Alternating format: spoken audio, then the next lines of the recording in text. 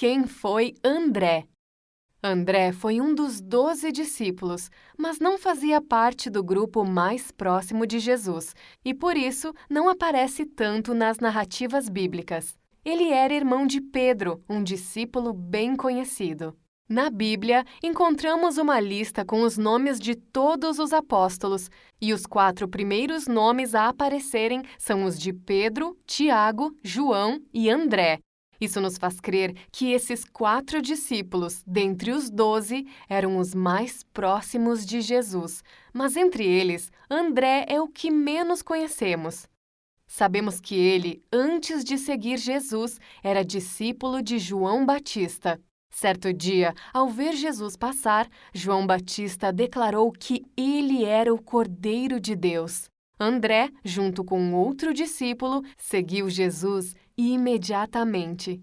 André possuía um zelo ardente por seguir a Cristo e levar outras pessoas a segui-lo também. Como sabemos disso? Porque logo após conhecer Jesus, André encontra seu irmão Pedro e o leva ao encontro do Mestre. Ele estava convencido de que Jesus era o Messias, e essa era uma notícia boa demais para ser guardada. Quando vemos esses 2 irmãos nos evangelhos, nos parece que André viveu à sombra de Pedro, o irmão mais conhecido e ousado.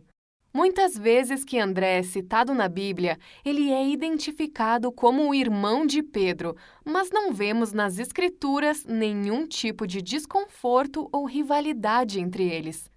André certamente sabia da tendência de Pedro em tornar-se líder por onde passava, mas ainda assim não hesitou em levar Pedro a Jesus. Isso já nos diz muito sobre o caráter e personalidade de André.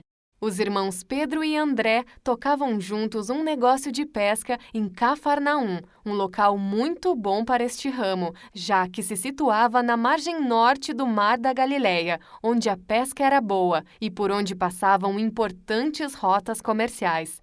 Nos parece que André e seu irmão Pedro eram amigos de longa data de outros 2 irmãos, Tiago e João, também discípulos de Jesus. Por isso, faz muito sentido que este grupo de 4 amigos formasse uma unidade dentro do grupo maior de 12 discípulos. E Jesus sabia disso muito bem quando os chamou. Seu nome significa varonil ou hombridade. Ele era alguém ousado e ponderado. Nele não havia nada de frágil ou melindroso. Ele era impulsionado por uma fervorosa paixão pela verdade. Ele nem sempre aparece à frente das coisas. Isso nos mostra que não se importava de trabalhar nos bastidores, desde que o trabalho estivesse sendo feito. Ao citar André, a Bíblia não o relaciona a nenhuma desonra. Ele nunca aparece falando algo errado ou impensado. E quase todas as vezes que vemos André nos evangelhos, ele aparece levando alguém até Jesus. Primeiro Pedro, seu irmão, depois alguns gregos que queriam conhecer Jesus, e por fim, quando Jesus alimentou a multidão de 5.000 pessoas, foi André quem levou o menino até o Senhor e disse: "Está aí um rapaz que tem 5 pães e 2 peixinhos." Neste dia, André sabia que 5 pães não seria nada para 5.000 homens, mas ainda assim foi ele quem preparou o caminho para o milagre. André não ficava confuso quando alguém desejava ver Jesus. Ele simplesmente os levava até o Mestre, pois sabia que ele gostaria de conhecer qualquer pessoa que quisesse o encontrar. Tanto André quanto Pedro possuíam corações de evangelistas, mas com métodos completamente diferentes. Pedro era o pregador de multidões, mas não vemos nenhum relato de que André alguma vez tenha feito algo parecido. André encaminhava as pessoas individualmente a Jesus. Até onde sabemos, ele não fundou igrejas. André também não escreveu nenhuma epístola, nem é mencionado no livro de Atos dos Apóstolos. A tradição diz que André levou o evangelho até o norte, e Eusébio, historiador da igreja na antiguidade, diz que André chegou até o leste europeu e por isso seria visto como o padroeiro da Rússia e da Escócia.